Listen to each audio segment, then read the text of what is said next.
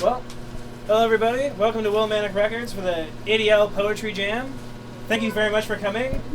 Some snaps or something. I guess it's like a very poetic thing to do. Very beat. Alright. So, I'm here on behalf of the Anti-Division League. We're a group based out of Hartford that basically tries to curate community bridging events. Basically, we think that many people would say this is the perfect time for this group. I think it was always the perfect time for this group, because if it's the perfect time now, it's because it should have been prior. And basically the core of that is meet your neighbors, say hi. And I'm sure there are plenty of you here that don't know other people here, so be sure to introduce yourself, be neighborly. So, oh right, and also, message to our performers. So we have Desmond here. He's shooting some video for public access television. Basically, he'll be shooting if you don't want to be on TV or on their website or anything. Just let him know, and he'll make sure that you're cut out. And yeah, so I'd like to kick this off with a good friend of mine, another core member of the Anti-Division League, Miss Versatile Poetiq. Everybody give a hand for Versatile. Hello, how's everybody doing? Yeah. Good. My name's Versatile Poetiq, and I would like to versatile your Poetiq if that's okay. So I have a question. Has anyone ever been deceived before? Raise your hand if you've been deceived before. Okay, most of us. The title of this is called Deception. We all want to achieve, but when the pressure presses our stresses, we willingly deceive. We believe we can get away without consequence, so we constantly try to erase the negative constraints that strain our conscience. I'm just trying to be honest, because those closest to you behind your back will treat you like a con artist. If you don't believe me, look into the eyes of another and see where they were stabbed the hardest. It doesn't matter if you're the smartest, dumbest, richest, or poorest, because someone has deceived you. So what do? Run up in their house and leave them black and blue? What if it's someone who loves you, who are always the ones quickest to hurt you, set you up to fly, cut your wings, and desert you? What if it's someone you trust, not knowing they seek to see your downfall and arrange your death like the friends of Julius Caesar? You see, this is just a mental teaser. You gotta watch the enemy, because you could be sleeping with them like with Julie Roberts in 91. Friends sitting in your house, creeping into your life like a mouse. Behind closed doors, masturbating about your spouse. Deception alters the perception of reality, making your dreams crash like Leonardo's Inception. Let's cut the cookie cutter with a lots of butter, then feed each other. Like when Othello's friend drove him to strangle his own girlfriend. How could this happen? They had a strong love that was broken due to lies and deceiving. Strong will, trust, and love in this life is all we're needing. But we want what we don't need and need what we don't want. Some of the most notorious gangsters in the world, Frank Lucas, Rayful Edmonds, and Gotti, all stared into the hidden depths of deception inside their own entourage and didn't even know it. Corner stores sell the cheap and unhealthy to the poor. Hold on to that fact. Let me add some more. Why pay nothing to receive nothing, but have to pay more to receive something when the same something is a worldwide necessity? Healthy food deceives us too. Religious figures deceive with the Lord's name in vain. Politicians are lying to you. The media sells controversial stories even when they aren't true. Now, you pay taxes because that's what you have to do. You see, deception was drink inside your coffee this morning. Deception filled up your gas tank. Deception is pricked inside the tongue of your Nike check sneakers. Deception is written on the blackboard by the teachers. Deception is prescribed medicine given to you by the doctors. Deception broke the law in court by the lawyers. Welfare, paying dues by some who take advantage. Happy to do nothing about chewing on a Section 8 sandwich. You drive a Benz, but at your house, roaches are your secret friends. Things are not always the way that they seem, like the hidden pregnancy of a Jehovah's Witness team. So be aware, because deception makes the world turn around, and deception will always stand its ground. The question is, will you? Thank you. Next on our rotation, we have Miss Nia. Neaknows. Oh, okay. Sorry.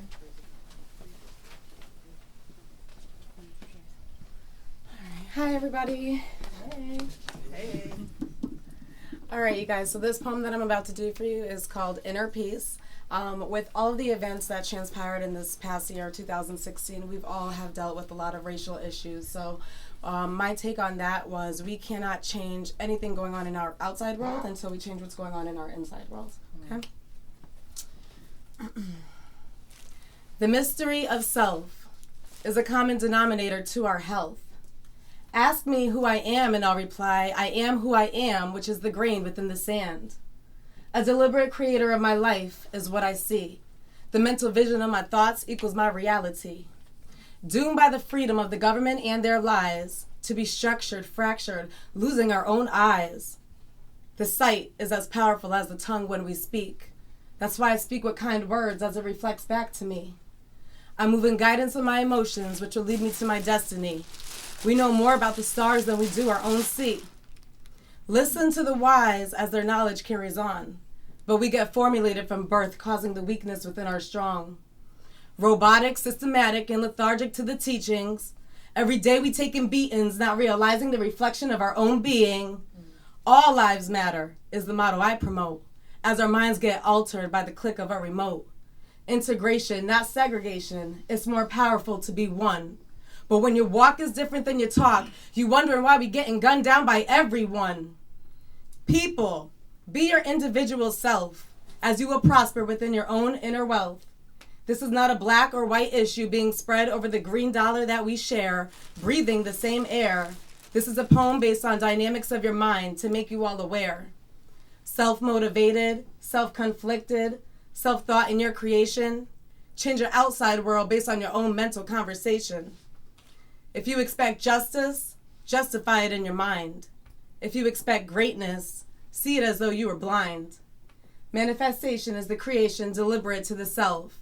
As I am who I am nobody else. My mind belongs to me. Please understand, created in a world filled with eternity. If you want to change the outside world, it starts with your own inner peace. Thank you.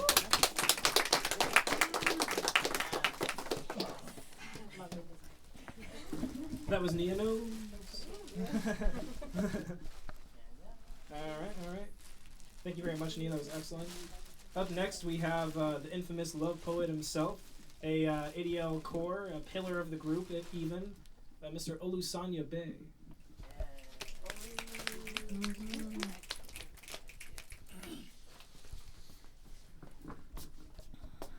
How's everybody doing? Good. Yeah, I feel your pain, Jesse. I can't memorize poems too good anymore. And I can't see them that well either, so. I am walking down the street, riding on the back of T'Challa, a leopard with no spots. My feet are standing still, the sidewalk flows beneath me. The wind whispers universal secrets, and the leaves on the trees talk to me in melanated tones and autumnal accents about the color of love and the rise and fall of life's flow.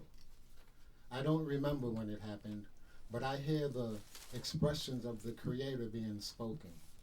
Husia, divine utterances, articulated through the call of nature, so I listen, shifting the spheres of my perception because nature speaks in innumerable and diversified tongues, and I am still learning to hear, to listen, without interpretation. See, my words are vessels for vibration, empty and meaningless. If they fail to convey the spirit I strive to represent, that spirit of oneness, that feeling that we have been here, that feeling that we have done this, I cannot recall the time before this moment when I was deaf to the universe and to the dialect of the Creator, but now I cannot stop listening. So I emulate the guidance of the trees. I remain firmly rooted, nourished by my mother, the earth, implanted at the crossroads where everything intersects and all roads lead to the essence. Like the branches of the trees, I extend my arms and my awareness towards the heaven, and I bask in the rays, the Raz, the Jah, Rastafari of the Most High's light. My brain, cells infused with melanic matter, receive light, colors my consciousness in the singular shades of my individuality and the skin I am in. Oh yeah, and just like those leaves, I will one day descend, return to the soil of my mother, the earth, not to end, but to begin again, another cycle, another season. And it is for this, yes, it is for this reason, beloved, I speak to you with words that are meaningless. Because the Creator is speaking to me perpetually through the infinite vibrations of nature. And these vibrations are the vibrations of love. And love is the energy that attracts me to you and you to me and everything in this universe to everything else. So my question is, beloved, when will you allow yourself to listen, to hear the voice of the Creator so that you may come to understand what we mean to each other? Do you feel me? My name is Nature, and I am calling you.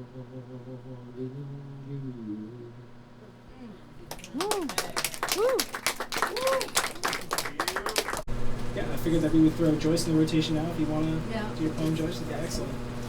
This is Joyce. Woo!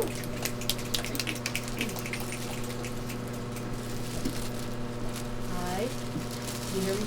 I cannot memorize, and I'm a teacher, and I'm talking about a snow day I just shared the other day. I had the blessing to have. Thank Goddess for the ice day. The break from work allows time to think, time to contemplate, time to respond, time to sign petitions, time to share reactions, time to be certain that we are certainly in dark times, time to wake up to you ain't seen nothing yet, time to not be blindsided, it's happening, time to gather as one, time to join, time to love, time is now, now is time. This is the great time to be born, to be chosen, to be part of the transition of the love revolution. So we can have Charlie up the stage.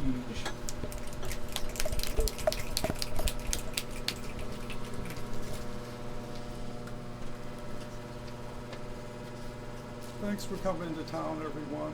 It's been nice to connect with people who are writing. I haven't done this for 20, 25 years, so it's nice to kind of be doing this. This is kind of a biography of a guy I know. It's kind of a biography of a guy I know who played guitar in a band. He was from South Florida and told hair-raising stories about encounters with the Klan. And it just kind of the success that he had really as he came up here and began to bloom as a person. So it's kind of, for him, it's called Jim B. This guy, he stops his day to tell me about a childhood filled with Klansmen and bullets black folk couldn't run from. And that he lives at all brings victory from the sheep people, from that South Florida rush for guns. The footsteps of his escape took him New England north, a refugee from a smashed country. His hands found a better weapon, a guitar, and from its shapes and curves had his first lady. He found friends in a mohawk that said, "I am my own," and was pregnant at 14 with his own life. Today, he drinks beer well enough, walks, talks, tries not to be assassinated. After 40 ounces, there's still no bottom to him. This would be called a story, a movie, a fantasy, if it wasn't his life. And there you are.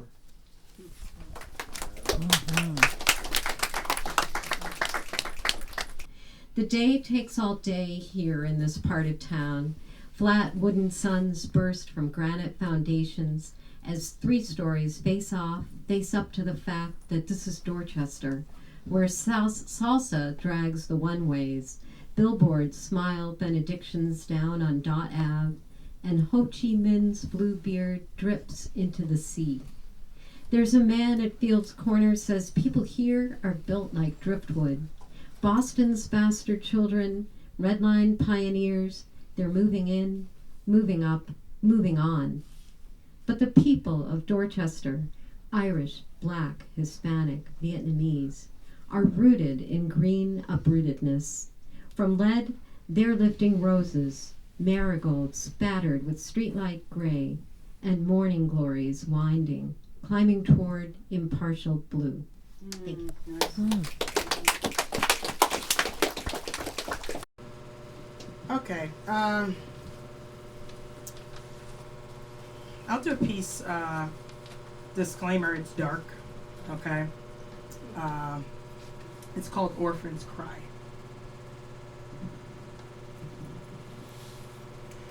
White leather in a black hearse. No family inside made it worse. Cedarwood coffin, new home for orphan. Little girl, 9 years old with a jerry curl. She liked the ice cream with the chocolate swirl. Her favorite cookies, twisted Oreos. Long glass of milk, 3 days earlier, where the story goes. She sat in her room, reading Catcher in the Rye, hiding behind the punches she would catch in the eye. She smelled an aroma, not knowing in minutes it would all be over. Sounds from the kitchen, chairs crashed and screamed Daddy was hitting. Mommy's sobs nailed to the walls. She took blows the size of a semi-truck as she started to fall. Her lifeline splattered all over the stove. She was tucked in the fetal position, because his violence wasn't missing. So the little girl rose to her life-changing moment, ran to Daddy's office and grabbed the 8mm that would end all the torment, stumbled down the stairs, gun shaking in her hand from all those years. She reached the door of the kitchen, tears dripped to the tip of her nose. She stared at the barrel where the bullet goes, grabbed the safety to her childhood, cocked it back to the fact she was tired of all the smacks, because Daddy would drink too many cognacs. He now had his knees on Mommy's breast, both hands groped around her neck. There was no turning back.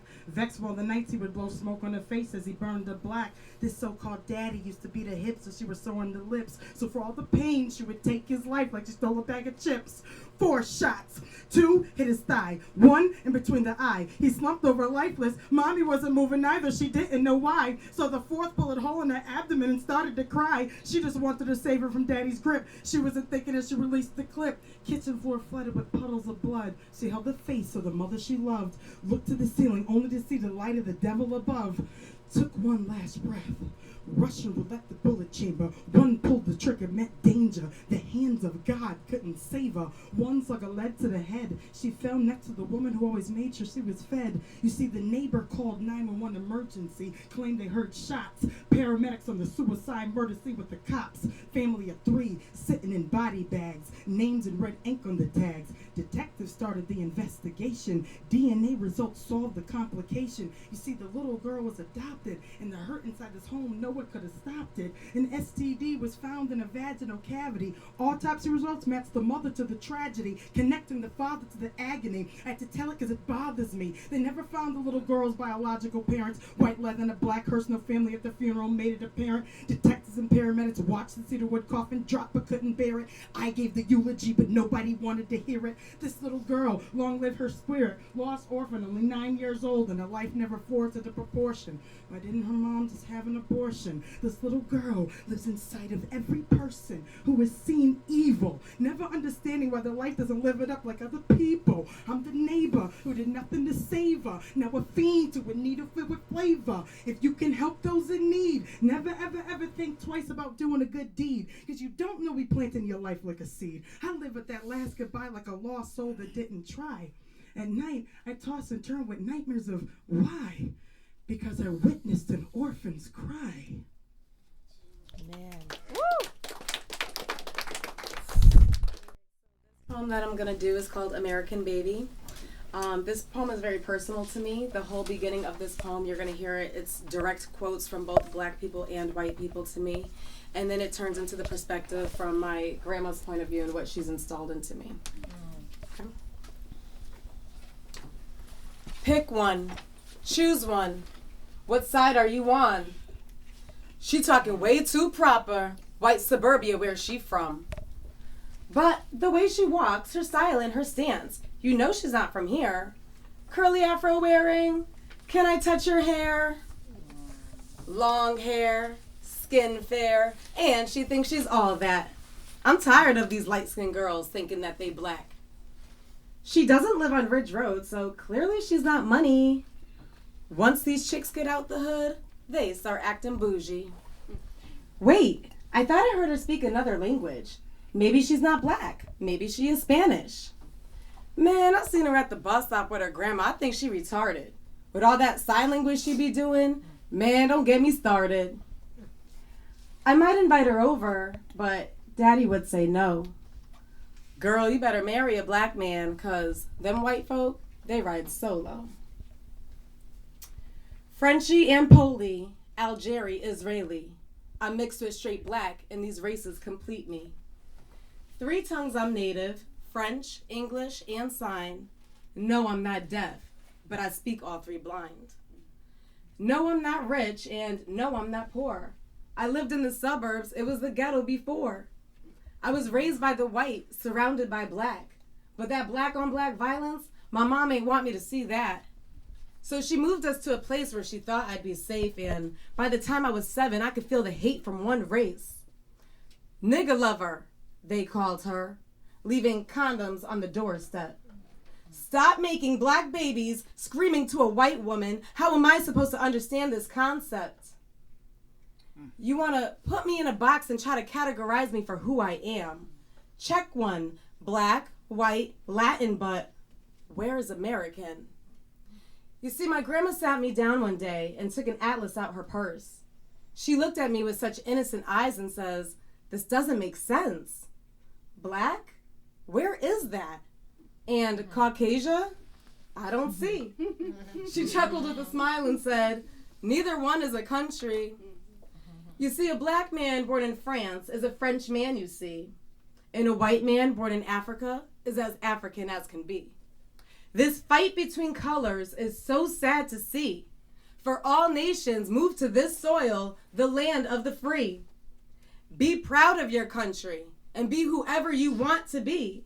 For you represent 5 nations under God. You are an American baby."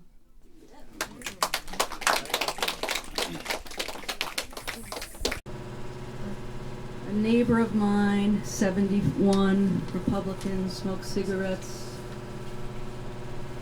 posted something about Donald Trump. I get that she sees all my very progressive feeds, and I guess she couldn't take it anymore. So I felt like it was a direct attack, although it wasn't at me. But there was a line about, "You teachers, all of you Dems and Libs, you should be ashamed of yourself for feeding them lies." And so I thought to myself, I'm not going to answer, but I'm going to wonder about why this is getting my attention today. And by the very end of the night, I came to this.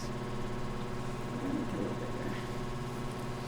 bigger. Twilight hour prayer. At this twilight hour, where light meets dark, I prayerfully request, show me prayer, show me love, so that I will respond with more love to the most difficult to love. I will not respond by arguing or paying back an insult with an insult. Feed me so that I may be a vessel for your message and light up the dark and ignite a flame of love and renewal. Thank you, great spirits, for allowing me to see beyond the attack this glorious message. Aho. I had fooled around with some lines after this, but they're not ready. This is just kind of a memory I had when I was probably in grade school. It's called Goodbye Leaving.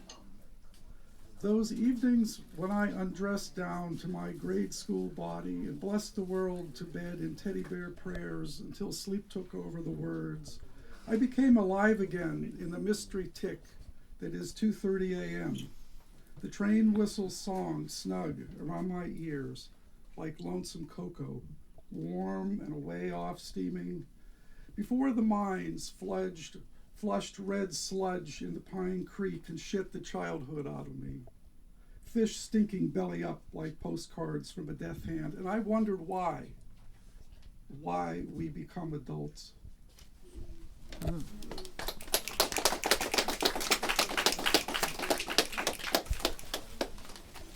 was beautiful. You have to do, 10 onward now.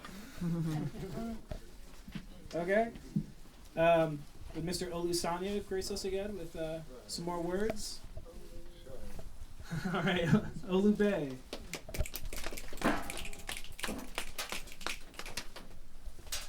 This is where I seriously drift off into my one-track mind. Maybe y'all can figure out what I'm obsessed with.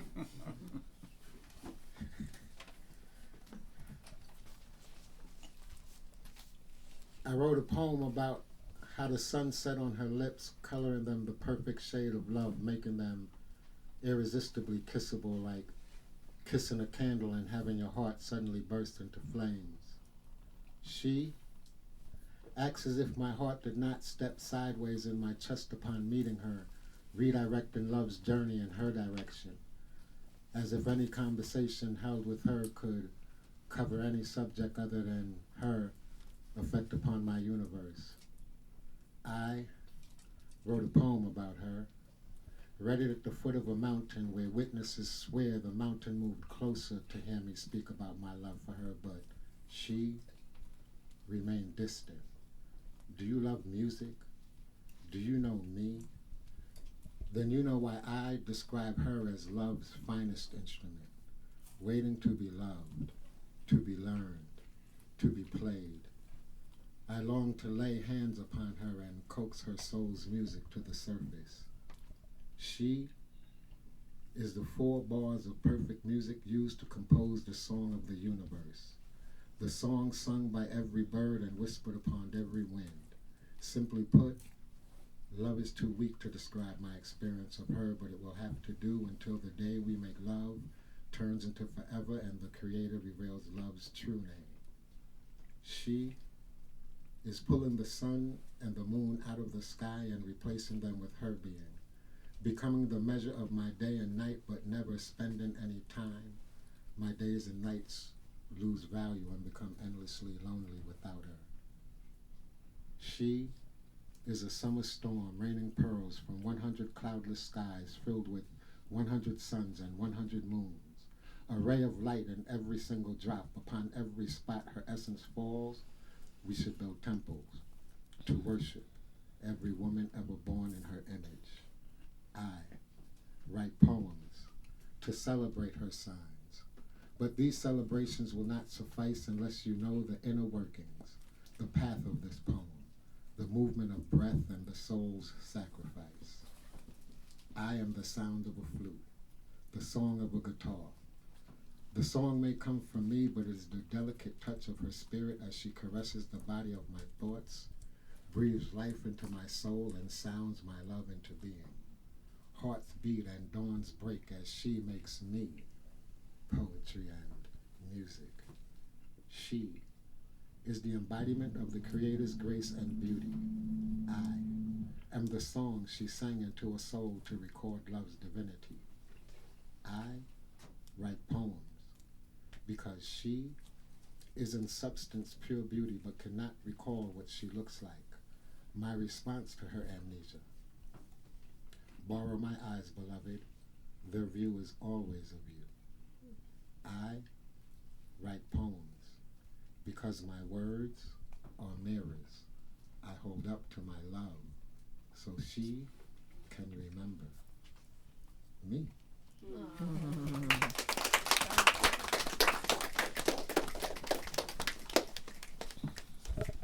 Thank you.